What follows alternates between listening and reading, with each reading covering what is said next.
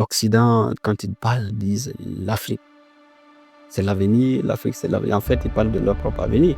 Il y a quelque chose qui cloche. Il faut qu'on arrive à déconstruire plusieurs clichés qui continuent de souiller l'image de l'Afrique, qu'on puisse présenter vraiment cette Afrique des alternatives, l'Afrique des solutions, l'Afrique du possible, portée par des Africains.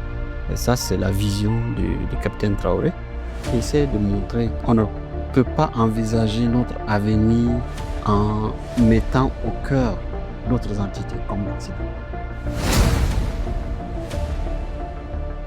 Camarades, bonjour.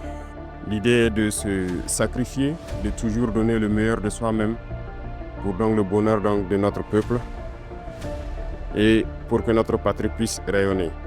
Donner le meilleur de soi-même, tant au service, mais aussi donc dans la vie courante, pour que notre patrie puisse continuer de rayonner. Donc c'est inviter donc tous ceux qui sont en posture de sécurité relative, de pouvoir toujours être vigilants et ne pas se faire surprendre.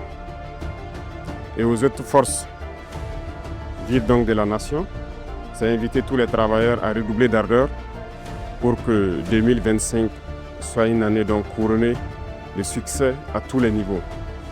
Et quant à la masse populaire, j'inviterai les gens donc à la vigilance. Parce qu'aujourd'hui, plus que jamais, les apatrides, les ennemis de la nation sont très actifs. Et vous pourrez le constater. Et c'est pourquoi, depuis Zignaré la dernière fois, j'invitais tout un chacun à être très vigilant, à ne pas céder à la manipulation. Comme vous pouvez le constater, leur action se résume à la désinformation, la manipulation, la subversion. Il faut que tout un chacun puisse donc rester serein avec l'objectif en face pour ne pas se laisser détourner. Restons concentrés. Et s'il faut qu'on le dise haut et fort ici, nous ne sommes pas dans une démocratie, nous sommes bien en révolution progressiste populaire.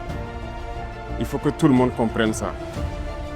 Et c'est d'ailleurs plus étonnant que ceux-là qui sont censés être les intellectuels qui ont fait l'école peuvent imaginer qu'un pays peut se développer dans la démocratie. C'est faux. Quand on nous cite un seul pays qui s'est développé dans la démocratie, ce n'est pas possible. La démocratie n'est que l'aboutissement. On passe forcément par une révolution et nous sommes bel et bien en révolution. Ceux qui ne l'avaient pas compris, on le dit encore haut et fort.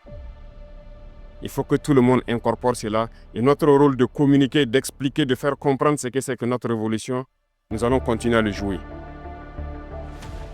Donc, cette question de démocratie ou de libertinage, d'action ou d'expression,